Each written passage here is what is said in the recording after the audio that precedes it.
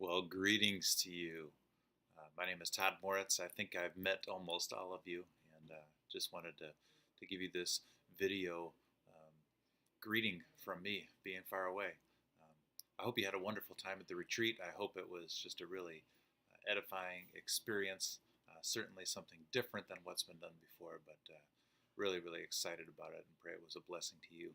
Thanks to Mrs. Smith and Mr. Eklund and so many others for all their great hard work in putting that together. I'm sorry I can't be with you. Really, really am. This is an important time of year, and I wish that I could be there. It certainly was my plan. Unfortunately, my number one vocation at this point, being my dear bride, has take precedence, and so I'm unable to be with you this week. Um, I'm hopeful that next week I will return. I've got a dear friend that hopefully will come and spend time with Christine, and that will give me the ability to continue to do what I love, be with you, and to communicate the gospel to so many students, and and yet give Christine some good time with a friend as well. As many of you know, she has struggled significantly with health issues. Back in 2011, she was diagnosed with stage 3 colon cancer. Went through a lot of chemotherapy for months and months and months, and was a tough experience. But it appeared that it did the job. However, we found out in December that her cancer had returned, and after surgery and diagnosis, she now has stage 4 colon cancer, which is a pretty aggressive form of cancer. Since having the tumor removed in March, another tumor has developed, and so she's struggling with her health, and the doctors all concluded that either an aggressive round of chemotherapy was needed or some other alternative form of treatment. So we are in Mexico right now, and she's getting some really great care at a fun hospital in Tijuana, and something that we really hope and pray will be beneficial to her and her health. Her spirits are great, and we're thankful for that. So thank you again for your patience. I appreciate your prayers. I appreciate your support. I can't tell you how many people have reached out, and that just means a great deal. OLu is a family, and you especially notice it in times like these where you need help, you need encouragement from one another, and I appreciate that. Scripture that we've sort of clung on to the last few weeks has been great. We actually had several friends send this out to us, and then as fate would have it, our devotionals the last couple of weeks have been around us, but that's from 2 Corinthians 12, verse 9, where Paul, who's dealing with a thorn in the flesh, receives a word from the Lord, and it says, "But he, the Lord, said to me, my grace is sufficient for you.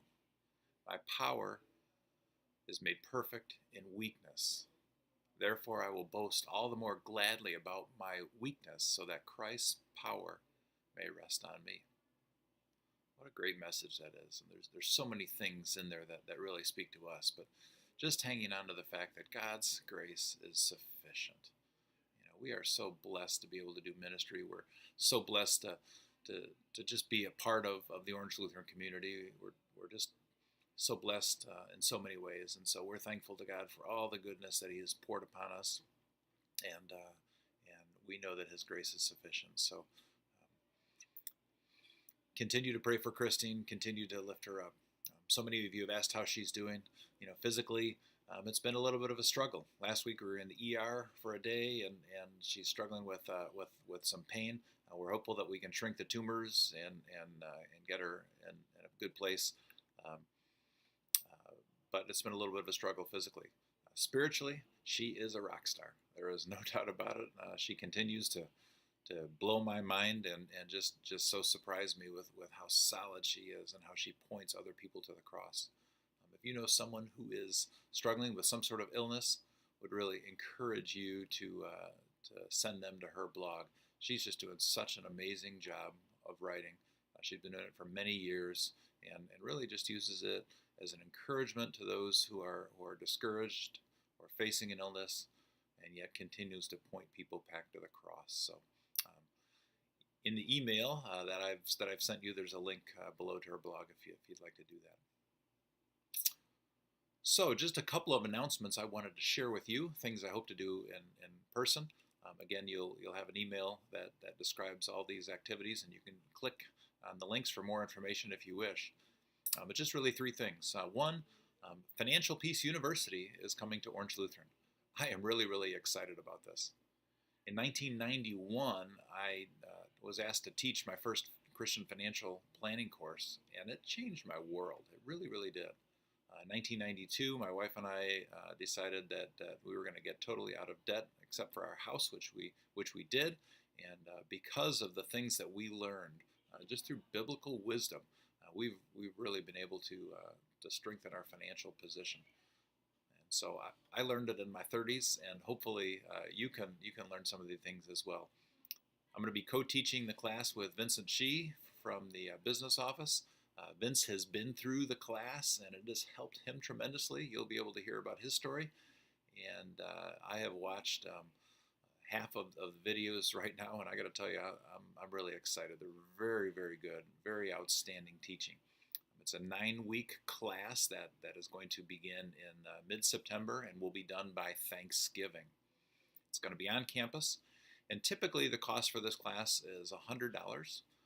Orange Lutheran will subsidize that, and we're going to provide a free meal before the class. So that's going to happen in the evenings, and for $75, yeah, you can get a light meal and all the material for the class.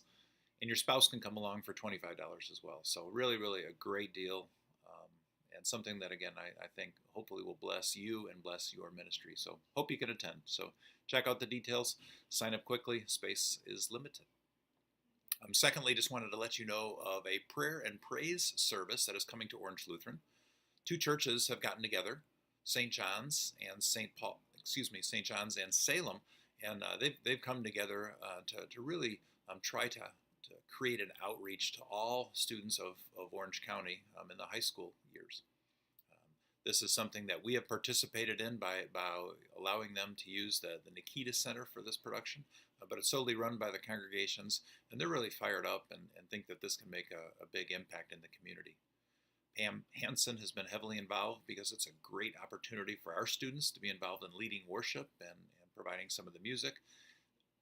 Excuse me, and Pastor Detweiler as well has participated in some of the planning things. So I wanted to give you a heads up because it will be on our campus.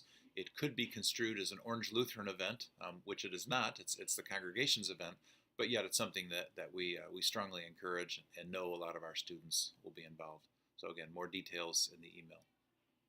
And then lastly, there's been something floating around politically in the state of California called SB 1146. Perhaps you've heard of it. I've had a bunch of people reach out to me and ask me about this legislation and just ask for my thoughts. So I'm going to provide way more information in the email, many links if you're interested. But in summary, there's just a lot of things happening politically across the country. And if you think about some of the legislation or court decisions that have impacted Christians in the last few years, it's frankly very, very startling. And there's a law that's in front of the California legislature that's made its way almost to the finish line now that will significantly impact higher education, Christian higher education, in a very negative way. In fact, it could cost Concordia students and the university upwards of $3 million. So I encourage you to just click on that link, check it out if you're interested and want to know more. But times are changing. We live in the world, but we are not of the world. So we continue to pray for our government and those elected to carry out things on our behalf. So thank you. Thank you once again for all you do. Thanks for indulging me, allowing me to come to you electronically to express this message. But thanks for your ministry. Thanks not only for what you do, but the spirit and the heart in which you do it. Thanks for allowing me to be absent for a week to take care of my beautiful bride. And I just continue to pray that Christ is with you, that Christ works through you, and that all the students that are going to be on our campus next week will just get to see the light of Christ shining through you. God bless you.